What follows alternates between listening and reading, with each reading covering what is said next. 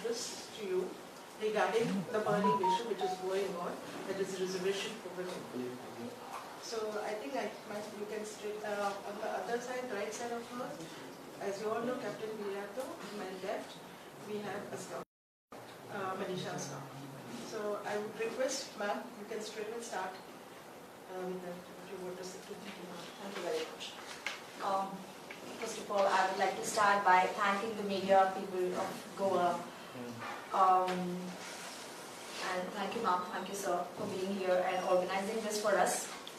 We all know about the recent Women Reservation Bill that has been introduced by the BJP government, Narendra Modi government.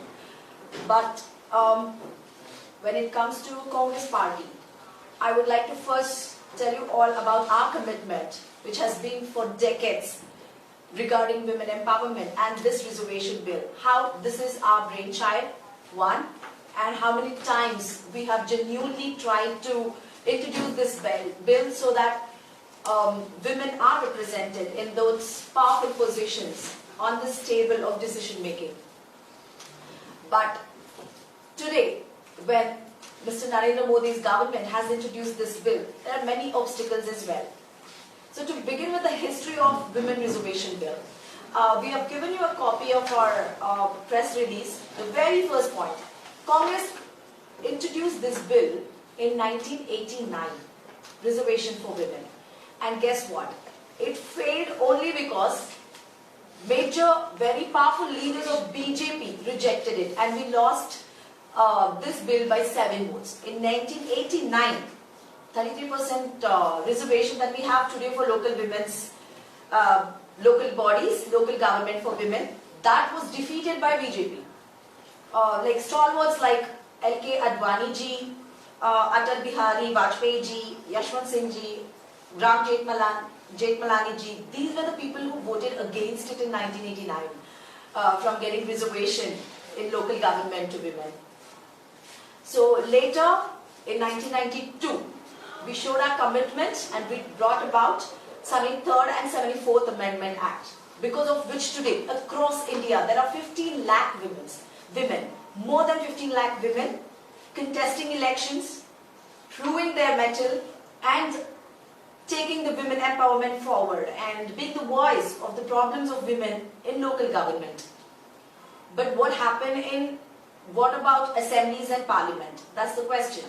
If you all know, we introduced a bill to reserve 33% seats in assemblies, state assemblies and legislature and parliament in 2010 under UPA government, when Mr. Manmohan Singh, Dr. Manmohan Singh ji was the Prime Minister and Ms. Sonia Gandhi was the Congress President. Although we passed it in Rajya Sabha, the bill could not move forward because of various reasons, where we did not have the numbers the BJP has today. Otherwise, we would have definitely committed, and today we would have had more than 182 parliamentarians who are women sitting in that legislature, sitting in that new parliament building that they have built.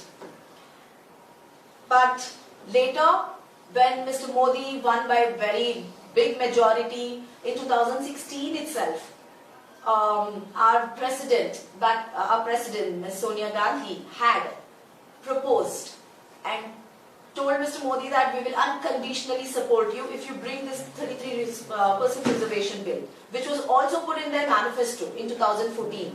BJP manifesto had 33% reservation bill in it. But still, Mr. Modi didn't even give a thought about this bill. In 2018, Mr. Rahul Gandhi also said we will give unconditional support if this bill is brought to Parliament.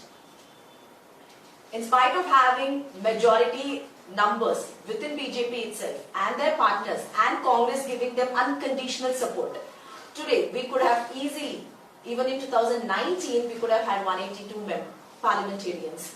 But that didn't happen either. And even now, when they bring this bill, we do not see any will or intent to implement this bill. This is just a hogwash to make sure they win this next parliamentary elections. Like all this while their agenda was communal agenda, and now people, they have been exposed in front of people that this communal agenda of theirs will not work. Now they want to use women and their play with their emotions, saying they have brought in this reservation. But as a Congress party spokesperson, as someone, as a woman, I would like to ask Prime Minister Narendra Modi some questions. What is it that's stopping you from implementing the bill right now? So that in 2024, then this comes to fruition and 182 parliamentarians, women parliamentarians, will be sitting in Lok Sabha. There is no logic behind, waiting for the next census to happen and then the delimitation. No matter what, yes, the communities, some communities, the population might increase, or, for the delimitation, the boundaries, the constituency, some constituency might have more population or less population, but what has that got to do with the women reservation? Because women, no matter what, they will be between 48 to 50% anywhere in India. So what's stopping them from immediately implementing this bill? One, what's the whole point of conducting census when we know 50% are women and we are only giving them 33%, not even 50%? Then why wait for census and delimitation? If we decode this, we can easily say they're only doing this as a hogwash. For example, the delimitation, the census was supposed to happen in 2021, which they did not implement. They did not conduct the census. And if you remember the delimitation, the previous delimitation, it almost took 5 years to submit the report. So today, once 2026, there was an amendment to the Delimitation Act in 2001, according to which, anything before 2026 will not be applicable. So the census will only happen in 2026 and then add 5 years to that, because the previous delimitation committee took 5 years to submit the report. So it's easily 2031. And as we know, when delimitation happens, there will be a lot of states which will have problems with the delimitation because of the population ratio. We all know South Indian states, or most of the states where the population is controlled, population growth is controlled, and most of the North Indian states, the population has been increasing, and this delimitation will have to be accepted by all the states, which won't happen. So it will be dragged until a consensus. So this will only drag the thing, and it will go on up to 2031, or maybe by this time this whole thing is implemented, it might even be 2039.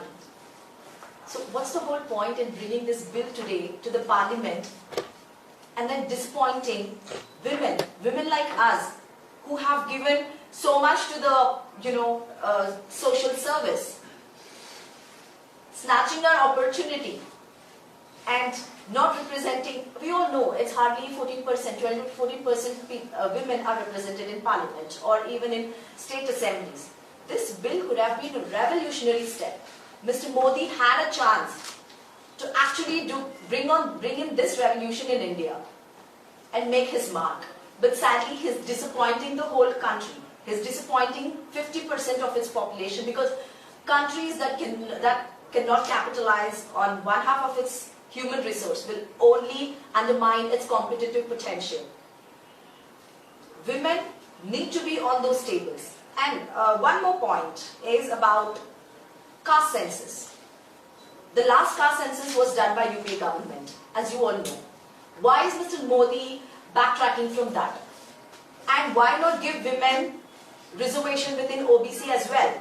That's the point. Social justice is about intersectionality. Whether it is caste, whether it is gender, whether it is geography, whether it is social status, whether it is economic status, everybody deserves to be represented in a parliament or in state assembly. Every woman's voice, every community women's voice should be represented there. Then why not disproportional representation for OBCs? What's stopping them? Why not do a caste census, and accordingly, now that you have anyways postponed women reservation, and now that you want to do census and then delimitation, why not caste census? This is another request we as a Congress party have kept in front of Mr. Modi. One, to implement this immediately. Two, to conduct this caste census. Give OBC women also their due representation in this election, the coming election 2024. In their manifesto in 2014 itself. So 9.5 years. What stopped Mr. Modi from bringing this particular bill to Parliament? Because they had numbers. They had numbers in their hand.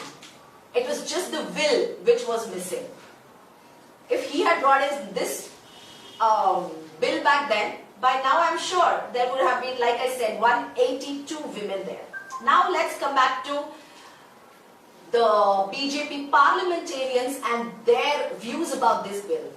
You all know there is an MP in Bengaluru South, Mr. Tejasvi Surya, and his tweet, where he had tweeted saying, "Dread the day when this women reservation bill becomes a reality."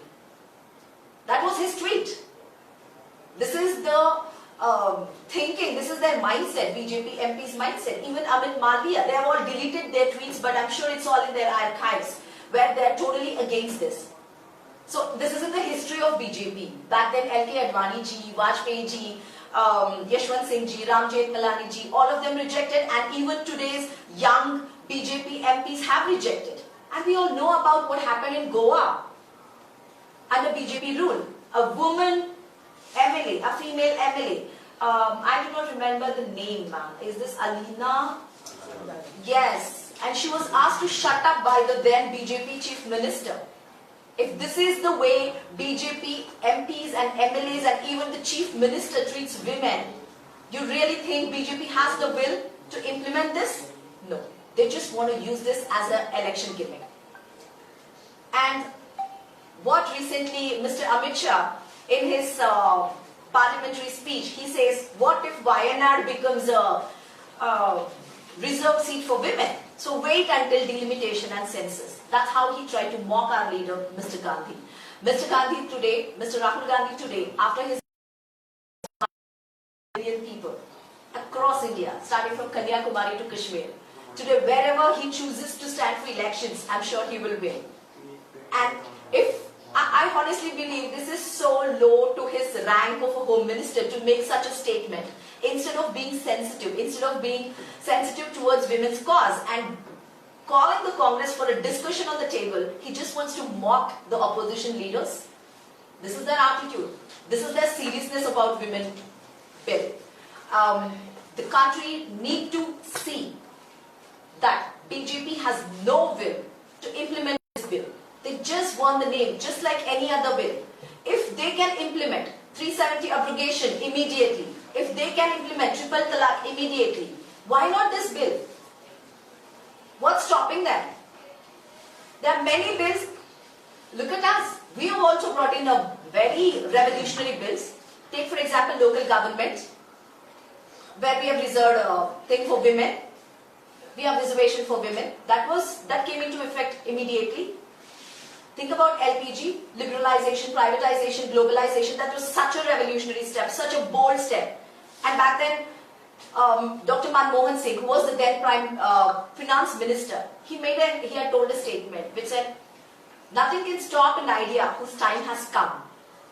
I don't think this idea and its time has come yet, because Mr. Modi, in spite of having numbers, does not have the willpower to implement this bill. This is our message as a Congress party woman, as an Indian woman. I'm really disappointed because we had high hopes. We had high hopes because they put in the same thing in 2 of their manifestos and still did not implement this. Thank you. Yeah, one question. Yes, sir. There is a series on reservation policy, a constitution till 2026. Yes. Okay. So until then, this cannot be implemented. What do you want to say on that? Exactly my point. If that was the case, why did they bring the bill? If they have no intent to sort that issue, why did they bring the bill? This is just, it is just so obvious that they are using this for the 2024 elections, parliamentary elections. Otherwise, they have no willpower to implement this. They should have concentrated. But you are demanding that it should be implemented immediately. Yes. So you have any idea how to implement it? If he had implemented this in 2014, I'm sure by now it would have been sorted. Yeah, that is past now. Yeah. Now, how in future, how you can implement? What is your idea now to implement it? Yeah, of course. This time when we come into power, we have India Alliance, which is going really strong, and I'm sure we will form the government in 2024. You have a chance now. Yeah, we will, because this has been on our agenda for a very long time. We will do, definitely, because as an opposition leader, Mr. Gandhi said, even Ms. Gandhi said, they will give unconditional support.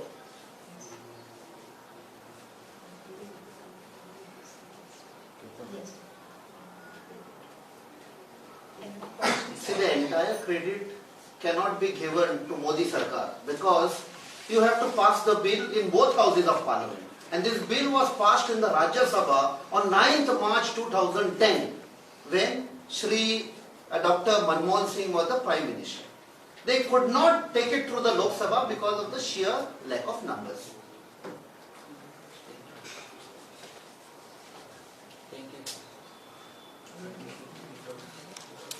Any other question?